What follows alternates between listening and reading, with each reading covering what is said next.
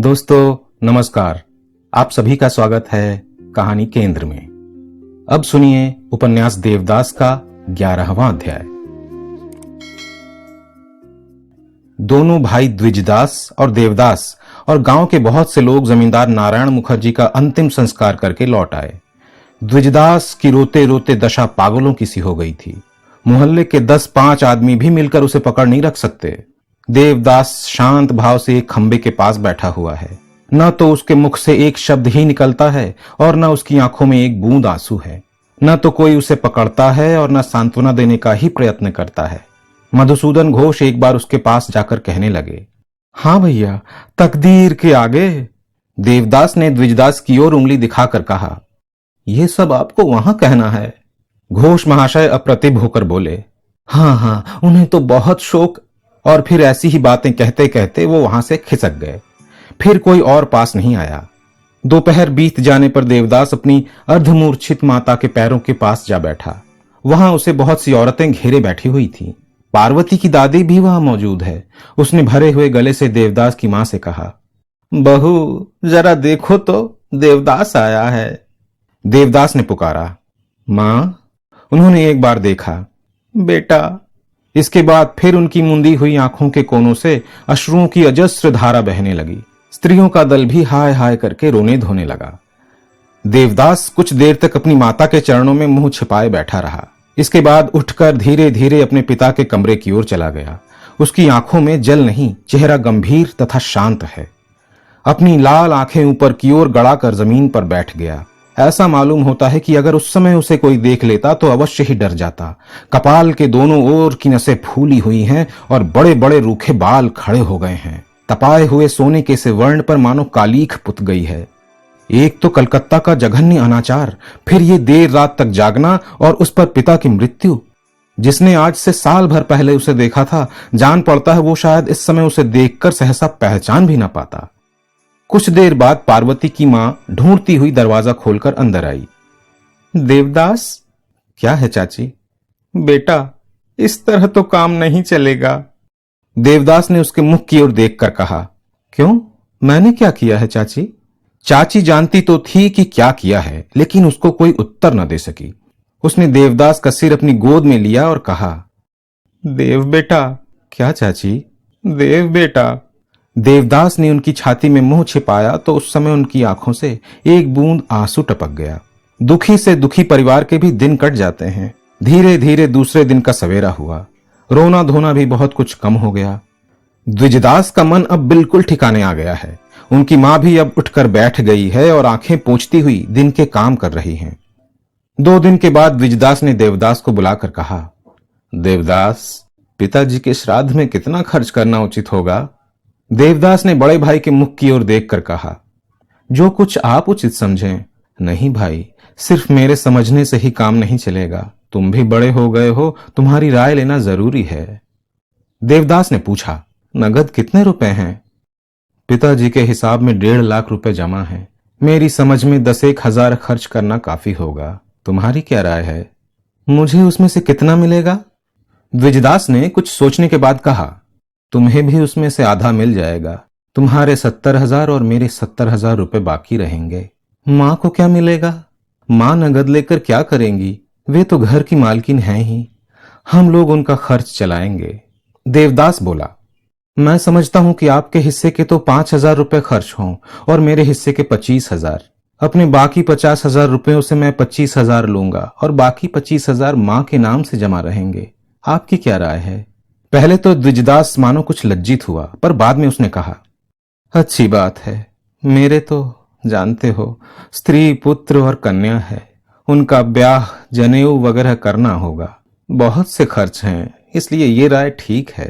फिर कुछ देर रुककर बोला, तो फिर इसकी लिखा पढ़ी हो जाए। लिखा पढ़ी होने की क्या जरूरत है? वो देखने में अच्छी नहीं मालूम होगी। मैं चाहता हूं कि रुपए पैसे की बात इस समय चुपचाप ही हो जाए। अच्छी बात है, लेकिन भाई शायद फिर। अच्छा, मैं ही लिखे देता हूं। उसी दिन देवदास ने लिखा पढ़ी कर दी। दूसरे दिन दोपहर को देवदास नीचे उतर रहा था। सीढ़ियों के पास ही पार्वती को देखकर ठिठक गया। पार्वती ने उसके चेहरे की ओर देखा। पहचानने में मानो उसे कुछ दिक्कत हो रही थी। देवदास ने गंभीर और शांत भाव से पूछा, कब आई पार्वती? वही कंठस्वर। आज 3 बरस के बाद भेंट हुई है। पार्वती ने सिर झुकाकर कहा। आज सवेरे ही आई हूं। बहुत दिनों से भेंट नहीं हुई। अच्छी तरह तो थी? पार्वती ने सिर हिला दिया। चौधरी बाबू अच्छी तरह हैं? लड़के बच्चे सब मजे में हैं? सब लोग अच्छी तरह हैं। पार्वती ने एक बार उसकी ओर देखा, लेकिन वो पूछ नहीं सकी कि तुम कैसे हो और क्या करते हो। अब तो इस प्रकार का प्रश्न ही ठीक नहीं लगता। देवदास ने पूछा, अभी कुछ दिन रहोगी ना? हाँ, तब तो ठीक है। ये कहकर देवदास बाहर चला गया। श्राद्ध का सब काम पूरा हो गया। उसका वर्णन किया जाए तो बहुत कुछ लिखना पड़ेगा, इसलिए उसकी कोई आवश्यकता नहीं। श्राद्ध के दूसरे दिन पार्वती ने धर्मदास को एकांत में बुलाकर और उसके हाथ में सोने का एक हार देकर कहा, धर्म, ये हार तुम अपनी लड़की को पहनने के लिए देना। धर्मदास ने उसके मुख की ओर देखा। उसकी सजल आंखें और भी अधिक अश्रुपूरित हो गईं। आहा, तुम्हें बहुत दिनों से नहीं देखा। और सब हालचाल ठीक है बिटिया? हाँ, सब ठीक है। तुम्हारे लड़के बच्चे तो अच्छे हैं? हाँ, सब अच्छे हैं। तुम अच्छी तरह हो? अब की बार धर्मदास ने लंबी सांस छोड़कर कहा, खाक अच्छा हूं। अब तो मेरा भी चल देने को जी चाहता है। मालिक तो चले ही गए। शोक के आवेग में धर्मदास न जाने और कितनी बातें कहता, लेकिन पार्वती ने उसमें बाधा डाल दी। ये सब बातें सुनने के लिए उसने हार नहीं दिया था। पार्वती ने बीच में ही रोक कर कहा, धर्मदास, ये तुम क्या कहते हो? तुम नहीं रहोगे तो देवदास को कौन देखेगा? धर्मदास ने अपना माथा ठोक कर कहा, जब बच्चे थे तब देखता था। अब तो इसी में भलाई है पारो कि उन्हें ना देखना पड़े। पार्वती ने कुछ और पास आकर पूछा, धर्मदास, एक बात सच सच बताओगे? बताऊंगा क्यों नहीं बिटिया। अच्छा तो ठीक ठीक बताओ कि देवदा अब क्या करते हैं? मेरा सिर करते हैं। धर्मदास, साफ साफ बताओ ना। धर्मदास ने फिर माथा ठोकते हुए कहा, बिटिया, मैं साफ साफ और क्या बताऊं? वे सब क्या कहने की बातें हैं? अब मालिक तो मैं नहीं और देवता के हाथ अगाध रुपए आ गए हैं। अब तो और मुश्किल ही है। पार्वती का मुख एकदम फीका पड़ गया। उसने कुछ उड़ती हुई बातें सुनी थी। स्तब्ध होकर उसने कहा, धर्मदास, तुम क्या कह रहे हो? उसने मनोरमा के पत्र में जब कुछ बातें पढ़ी थीं, तब वो विश्वास नहीं कर सकी थी। धर्मदास सिर हिलाकर कहने लगा, न खाना है और न सोना है, सिर्फ बोतल बोतल शराब। 3-3, 4-4 दिन तक न जाने कहां पड़े रहते हैं। कोई ठिकाना नहीं। न जाने कितने रुपए उड़ा दिए। सुनता हूं कि कई हजार रुपयों के तो उसे खाली गहने बनवा दिए हैं। पार्वती सिर से पैर तक कांप उठी। धर्मदास, क्या ये बात सच है? धर्मदास अपनी धुन में कहता गया, शायद वे तुम्हारी बात मान लें। तुम एक बार उन्हें मना करो। कैसा शरीर था और अब कैसा हो गया है। इस तरह के अत्याचार से कितने दिन जीते रहेंगे? और अब ये सब बातें किससे कहूं? माँ बाप भाई, इन सब से तो ये बातें नहीं कही जा सकती।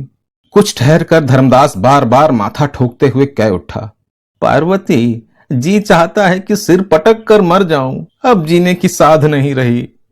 पार्वती उठकर चली गई। नारायण बाबू की मृत्यु का समाचार सुनकर वो दौड़ी आई थी। सोचा था कि इस विपत्ति के समय एक बार देवदास के पास जाना उचित है, लेकिन यहाँ उसके इतने साधु देवदा की ये हालत हो रही है। उसे पुरानी बातें इतनी अधिक याद आने लगी जिनकी कोई सीमा नहीं। जितने धिक्कार उसने देवदास को दिए, उससे 1000 गुना अधिक अपने आप को दिए।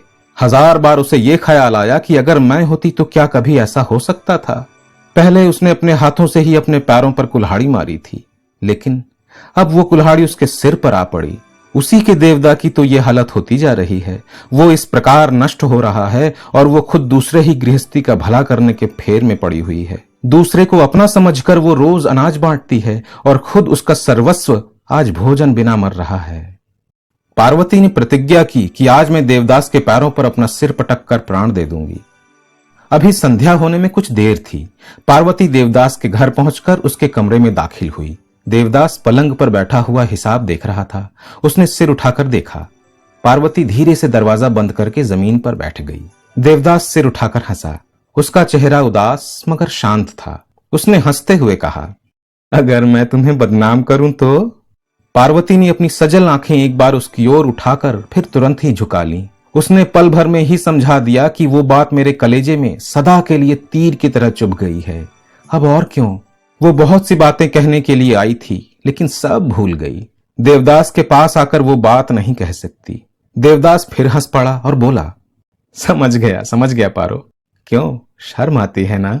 पार्वती फिर भी कोई बात ना कह सकी। देवदास कहने लगा, इसमें शर्म की कौन सी बात है? दो जने मिलकर एक बचपन कर डालते हैं। देखो बीच में कैसा गोलमाल हो गया। क्रोध में आकर तुमने जो चाहा वो कह डाला, मैंने भी माथे पर ये निशान बना दिया। क्यों, कैसा हुआ? देवदास की इन बातों में जरा भी हंसी या व्यंग नहीं था। उसने प्रसन्न होकर हंसते हंसते अतीत के दुख की कहानी कह सुनाई थी, लेकिन पार्वती की छाती फटी जा रही है। उसने मुख पर आंचल रखकर और सांस रोक कर मन ही मन कहा, देवदा, ये निशान ही मेरे लिए सांत्वना है, यही मेरा संबल है। तुम मुझसे स्नेह करते थे, इसलिए तुमने हम लोगों के बचपन का इतिहास ललाट पर लिख दिया है। ये मेरे लिए शर्म नहीं, कलंक नहीं, बल्कि गौरव की चीज है। पारो, अपने मुख पर से आंचल हटाए बिना ही पार्वती ने कहा, क्या तुम पर मुझे बहुत गुस्सा आता है? अब देवदास का कंठ स्वर विकृत होने लगा। उसने कहा, बाबूजी नहीं रहे, ये मेरे लिए कितने अधिक दुख का दिन है, लेकिन अगर तुम होती तो फिर क्या चिंता थी? बड़ी बहू को तो तुम जानती ही हो, दादा का स्वभाव भी कुछ छिपा नहीं है। भला बताओ, इस समय मैं मां को लेकर क्या करूं? अब क्या होगा कुछ समझ में नहीं आता। तुम होती तो निश्चिंत होकर सब कुछ तुम्हारे हाथ में सौंप कर। अरे अरे पारो, ये क्या? पार्वती सिसक सिसक कर रोने लगी। देवदास ने कहा, शायद तुम रो रही हो। अच्छा तो जाने दो, ये बातें यहीं खत्म हो गई। पार्वती ने आंखें पोंछते हुए कहा, नहीं नहीं, कहो कहो। देवदास ने क्षण भर में ही अपना कंठस्वर साफ करके कहा, पारो, तुम तो खूब पक्की गृहस्थीन बन गई हो। अंदर ही अंदर पार्वती ने अपने होंठ दबाए और मन में कहा, खाक गृहस्थीन हुई हूं, कहीं सेमल का फूल भी देव सेवा के काम आता है। देवदास हंस पड़ा और हंसते हुए बोला, मुझे बहुत हंसी आती है। तुम जरा सी थी, अब कितनी बड़ी हो गई हो। खूब बड़ा मकान, बहुत बड़ी जमींदारी, बड़े बड़े लड़के लड़कियां और चौधरी महाशय, सभी बड़े हैं। क्यों पारो? चौधरी महाशय का ध्यान आते ही पार्वती को हंसी आने लगती थी। इतने दुख के समय में भी इसी से उसे हंसी आ गई। देवदास ने नकली गंभीरता के साथ कहा, एक उपकार कर सकती हो? पार्वती ने सिर उठाकर पूछा, क्या तुम्हारी तरफ कोई अच्छी लड़की मिल सकती है? पार्वती ने थूक गटक कर और खांस कर पूछा, अच्छी लड़की? क्या करोगे? मिल जाए तो ब्याह कर लूं। जी चाहता है कि एक बार गृहस्थ बन जाऊं। पार्वती ने बड़े बुजुर्गों की तरह पूछा, बहुत सुंदरी चाहिए ना? हाँ, तुम्हारी तरह, और खूब भली मानस भी हो, है ना? नहीं, बहुत भली मानस की जरूरत नहीं, बल्कि दुष्ट हो तुम्हारी तरह, जो मेरे साथ झगड़ा कर सके। पार्वती ने मन ही मन कहा, नहीं देवदा, ये तो किसी से ना हो सकेगा, क्योंकि उसे मेरे जैसा प्यार कर सकना चाहिए। फिर ऊपर से कहा, मैं मुंहजली, मेरी जैसी न जाने कितनी हजार तुम्हारे पैरों में आकर अपने आप को धन्य समझेंगी। देवदास ने मजाक करते हुए हंसकर कहा, हजार क्या करूंगा, मुझे तो एक ही चाहिए। बोलो। मजाक छोड़ो देवदा, सच बताओ, क्या तुम सचमुच ब्याह करना चाहते हो? कहा तो। देवदास ने सिर्फ यही बात खुलकर नहीं कही कि तुम्हें छोड़कर इस जीवन में और किसी स्त्री की ओर मेरा झुकाव नहीं होगा। देवदा, एक बात कहूं? क्या? पार्वती ने अपने आप को संभालते हुए कहा, तुमने शराब पीना क्यों सीखा? देवदास हंस पड़ा, बोला, क्या किसी चीज का खाना पीना भी सीखना होता है? ये नहीं, तुमने उसकी आदत क्यों डाली? किसने कहा ये? धर्मदास ने। चाहे कोई कहे, क्या ये सच है? देवदास ने बात छिपाई नहीं, कहा, हाँ, बहुत कुछ ठीक है। पार्वती कुछ देर तक स्तब्ध होकर बैठी रही, फिर बोली, और उसे कितने हजार के गहने बनवा दिए हैं? देवदास ने हंसकर कहा, अभी दिए नहीं हैं, सिर्फ बनवा कर रखे हैं। तुम लोगी? पार्वती ने हाथ बढ़ाकर कहा, लाओ दो, ये देखो, मेरे शरीर पर एक भी गहना नहीं है। चौधरी महाशय ने नहीं दिए तुम्हें? दिए थे, लेकिन मैंने वे सब उनकी बड़ी लड़की को दे दिए। तुम्हें शायद उनकी जरूरत नहीं है ना? पार्वती ने सिर हिलाकर मुंह नीचा कर लिया। अब की बार सचमुच ही देवदास की आंखों में पानी भर आया। अपने मन में उसने समझ लिया कि किसी मामूली दुख में स्त्रियां अपना गहना उतारकर किसी को नहीं देती, लेकिन सुस्थिर होकर उसने धीरे से कहा, झूठ बात है पारो, मैं किसी भी स्त्री को प्रेम नहीं करता, किसी को भी मैंने गहने नहीं दिए। पार्वती ने ठंडी सांस लेकर मन ही मन कहा, मेरा भी यही विश्वास था। उसके बाद पार्वती ने कहा, लेकिन इस बात की प्रतिज्ञा करो कि अब कभी शराब नहीं पियोगे। नहीं, ये मुझसे ना हो सकेगा। क्या तुम प्रतिज्ञा कर सकती हो कि कभी एक बार भी मुझे याद ना करोगी? पार्वती ने कोई जवाब नहीं दिया। इसी समय बाहर संध्या की शंख ध्वनि हुई। देवदास ने चकित होकर खिड़की में से बाहर की ओर देखते हुए कहा, संध्या हो गई, अब तुम घर जाओ पारो। नहीं, मैं नहीं जाऊंगी।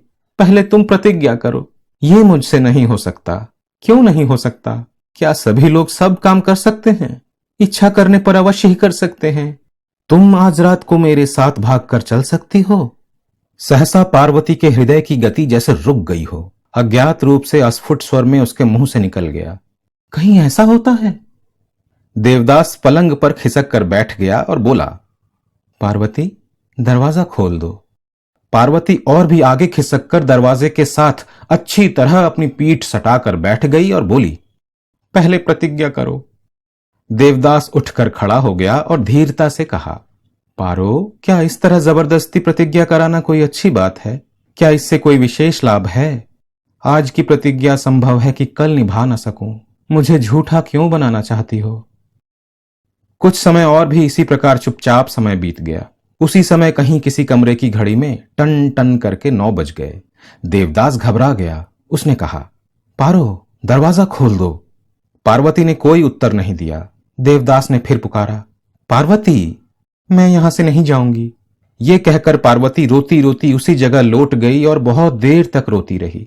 कमरे में उस समय अंधेरा था, कहीं कुछ नहीं दिखाई देता था। देवदास ने सिर्फ अनुमान किया कि पार्वती जमीन पर पड़ी हुई रो रही है। उसने धीरे से पुकारा, पारो। पार्वती ने रोते हुए उत्तर दिया, देवदा, मुझे बहुत कष्ट हो रहा है। देवदास उसके पास आ गया। उसकी आंखें भी गीली थीं, लेकिन स्वर विकृत नहीं हुआ था। उसने कहा, क्या मैं ये बात नहीं जानता? देवदा, मैं मरी जा रही हूं। मैं तुम्हारी सेवा नहीं कर सकी। मेरी जन्म भर की साध। अंधकार में अपनी आंखें पोंछते हुए देवदास ने कहा, उसका भी तो समय है। अच्छा, तो तुम मेरे साथ चलो। यहां तुम्हें देखने वाला कोई नहीं है। तुम्हारे घर चलूंगा तो मेरी खूब सेवा करोगी। यही तो मेरी बचपन की साध है। स्वर्ग के देवता, मेरी ये साध पूरी कर दो। इसके बाद अगर मैं मर जाऊं तो उसका कोई दुख नहीं। अब देवदास की आंखों से भी आंसुओं की धारा बहने लगी। पार्वती ने फिर कहा, देवदा, मेरे घर चलो। देवदास ने आंखें पोंछकर कहा, अच्छा, आऊंगा। मुझे छूकर और मेरी शपथ खाकर कहो कि आओगे। देवदास ने अनुमान से पार्वती के चरण स्पर्श करके कहा, पारो, ये बात मैं कभी नहीं भूलूंगा। अगर मेरी सेवा करने से तुम्हारा दुख कम होता हो तो मैं तुम्हारे यहां जरूर आऊंगा। मरने से पहले ये बात मुझे याद रहेगी। कल सुनिए उपन्यास देवदास का अगला अध्याय। धन्यवाद।